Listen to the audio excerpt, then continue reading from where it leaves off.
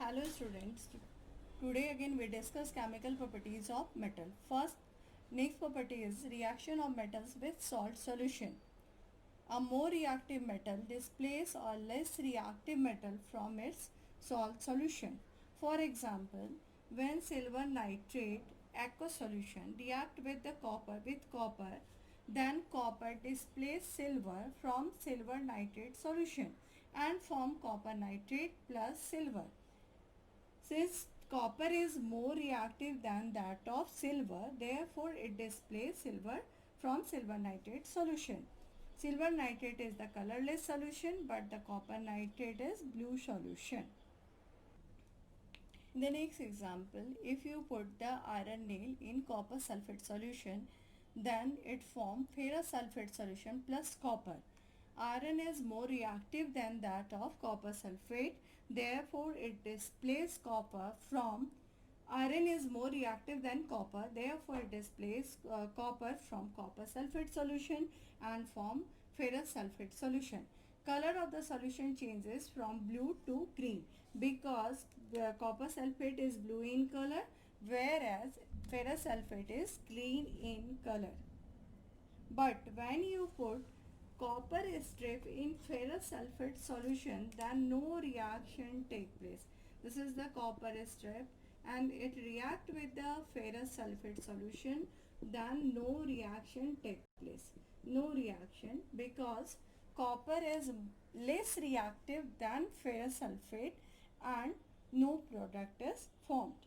In another example, copper sulfate react with zinc, then zinc sulfate is formed plus copper is formed. In this reaction, zinc is more reactive than that of copper sulfate. Therefore, zinc is more reactive than copper. Therefore, it displaces copper from copper sulfate solution and form zinc sulfate. Again, color of the solution changes. This is the blue in color and this is colorless solution,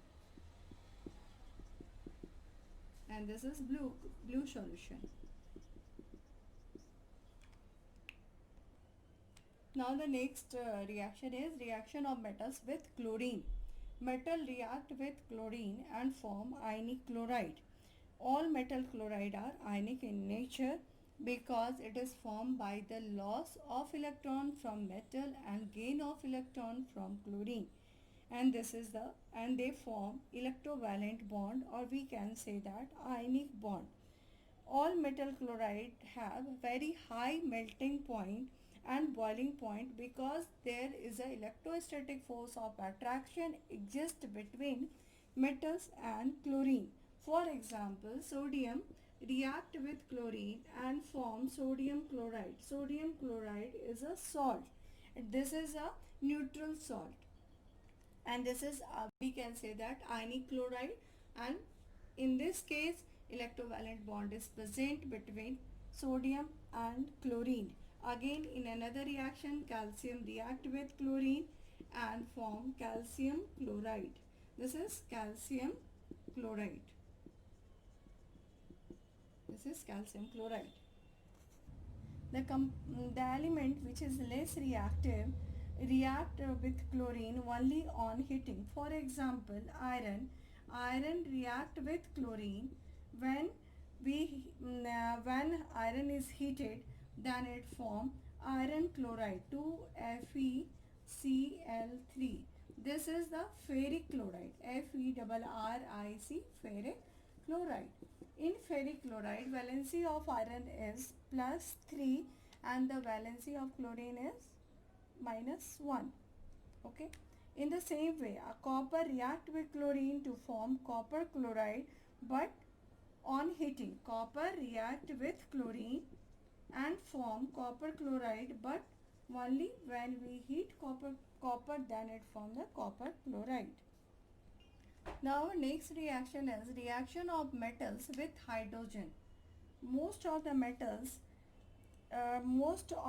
do not combine with hydrogen. Only a few reactive metals like sodium, potassium, calcium and magnesium react with hydrogen to form metal hydride. For example, sodium sodium react with hydrogen, then it form sodium hydride. This is sodium hydride. This is sodium hydride. All metallic hydride are ionic in nature. This is, we can say that this is the ionic hydride. All metallic hydrides are ionic in nature. Again, there is a electrovalent bond is formed between metal and hydrogen. Metals lose their electron and hydrogen gain electron and form ionic hydride. Another example, calcium react with hydrogen and form calcium hydride, CaS2. This is the calcium hydride.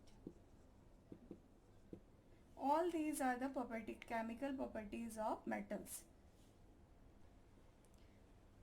Now we discuss some question related with the chemical properties of metals. First question, what would you observe when zinc is added to a solution of iron sulfate? Write chemical reaction that take place. In this place, one word is there, iron 2 sulfate. Iron 2 sulfate means valency of iron is 2. If in this place is written as iron 3 sulfate, it means valency of iron is 3. But in this question it is written iron 2. It means valency of iron is 2. Now what happened? Ferrous sulfate, when the valency of iron is 2, then it is known as ferrous. If the valency of iron is 3, then it is known as ferric. Ferrous sulfate react with zinc, then zinc sulfate is formed, as well as hydrogen gas, as well as iron is formed, zinc sulfate plus iron. In this case, ferrous sulfate is green in color. Ferrous sulfate or iron 2 sulfate is green in color.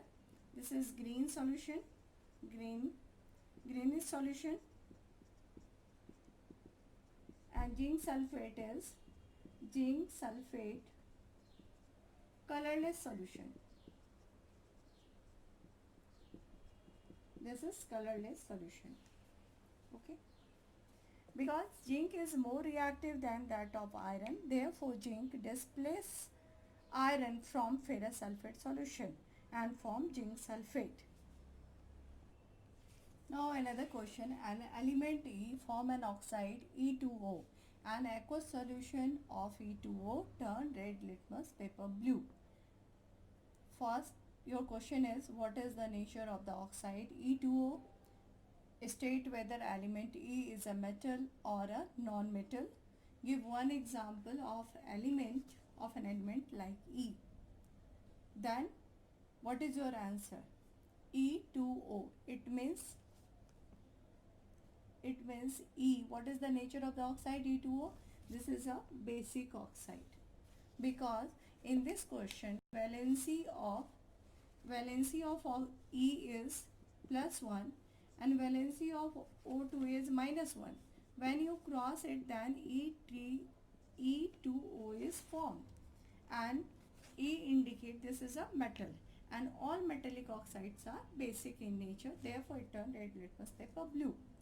State whether the element E is a metal or a non-metal. This is a metal.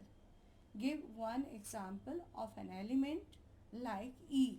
E may be sodium, potassium, etc. Since the valency of E is 1, and we know that valency of sodium is also +1, potassium +1, all group 1 element has the valency +1. In the next class, we discuss about the chemical properties of non-metals. Thank you.